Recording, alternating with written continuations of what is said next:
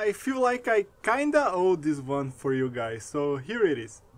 Battle in Outer Space is a 1959 Toho tokusatsu film that served as a semi-pseudo sequel to the Mysterians. What the hell do I mean by that? Save for one returning character that got recast by the way, and the fact that it prominently features the Earth Defense Force, there is nothing connecting the two flicks. At best, you could say this is a spin-off set in the same universe. Also, there is this actor who... is the movie done downloading? No? Shit.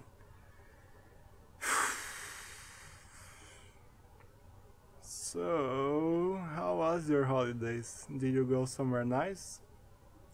I know you didn't. Why did I ask that? I wonder what is on TV. No, wait, it's done. Let's watch the film. Okay, it starts in the not-so-distant future of 1965, with this space station that looks a hell lot like the one from A Space Odyssey. In a wacky, more colorful kind of way, of course. The same can be said about most of Toho's sci-fi movies from this era. They were ahead of the curve. The same can't be said about this space station, which gets utterly obliterated by a trio of UFOs. A committee is summoned by the Earth Defense Force to investigate this mysterious event. And I was trying to smoothly insert this joke in here, but I can't. There's like a third world dictator in this crowd. I mean, the guy doesn't even have a flag and country name at his seat. For all we know, he could be some kind of M. Bison type of lunatic, and everybody just rolls with it because he bent the knee to the top dogs. It's in the middle of this conference that Iran representative, Dr. Ahmed, starts having a severe migraine from using his turban too tight. Completely high on the migraine pills he took, Ahmed starts to wander around the Defense Force facility in search of a prototype ray gun the nations of the Earth had been developing. He's caught trying to sabotage the weapon's development though, and is chased outside of the building by... that's pretty much everybody. Like a new age acid head convinced the aliens are here to bring him into a trip across the universe, Ahmed laughs uncontrollably as a UFO don't actually rescues him from the hands of his pursuers, but instead vaporizes him in the spot. Upon analyzing what is left of the poor man, it becomes clear he was being controlled by a micro radio receiver picking up instructions sent from the moon. To find out more about these clearly malicious invaders from another planet, Earth then sets up an expedition to our satellite. An expedition that even includes a couple of female members, showing how progressive alternate 1965 is. The two women are secretaries though, and one of them is the girlfriend of the astronaut who looks like John Hurt, who invited her into this dangerous trip to the moon like he was inviting her to his beach house. Barely they know, however, that one of the crewmen of the expedition, Yomura, had a close encounter with the aliens, being given the same treatment as Dr. Ahmed. He too tries to sabotage the human weapons while on their way to the moon, and in the middle of an intense space battle to boot, getting knocked down after a sudden evasive maneuver by the ship. As a safety measure, an unconscious Yomura gets strapped to a chair on the spaceship, while the rest of the crew go after the aliens. It's completely fine, since he's welcomed... Oh. Aboard there, Mako, the Earthlings come across the alien base and everything goes pew pew pew. Oh my god, who cares? What's going on with Yomura? Oh, he's exploded one of the spaceships, and would have done the same to the other one, hadn't his fellow crewmates destroyed the alien base, releasing Yomura from their control. Realizing that what he did was kinda bad, the astronaut then decides to stay behind with a laser rifle and hold what remains of the aliens back while his friends escape the moon, in a sequence that most of you will recognize as extremely reminiscent of that super sad one from Astro Monster.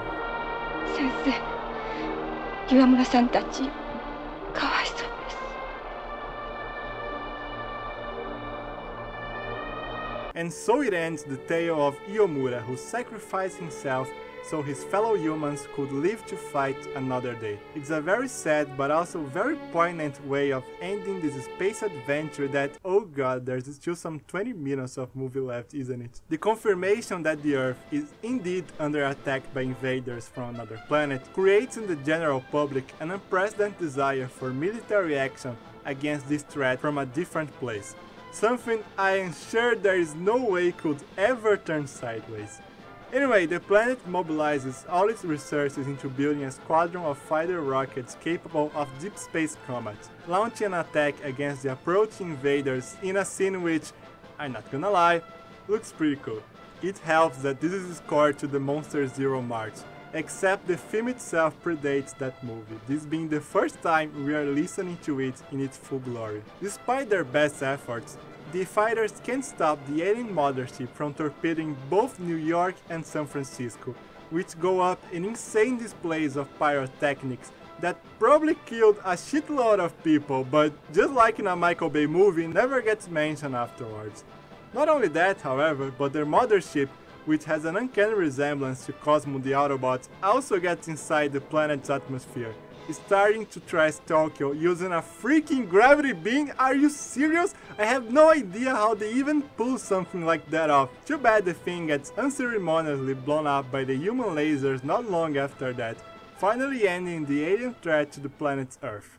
Yay!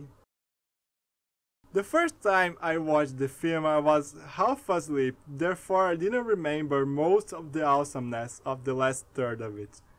That's what I have to say about the movie. It's cool.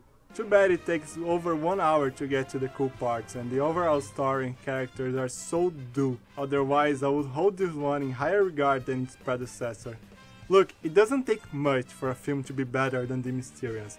Alan Maskin is more pew pew pew and more kaboom, and Battle in Outer Space has just enough of these things to be enjoyable, but not enough to be the superior of the two, even though it's overall a very close battle. Funnily enough, this movie had one big advantage over the first one, which is the presence of all 5 of Godzilla's fathers in the crew.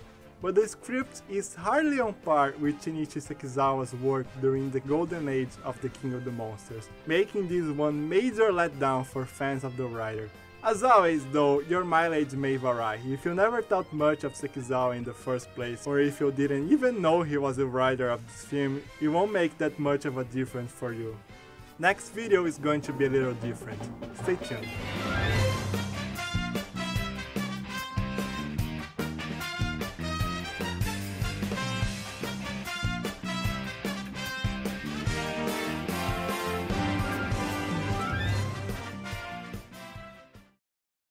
He was a good man. What a rotten way to die.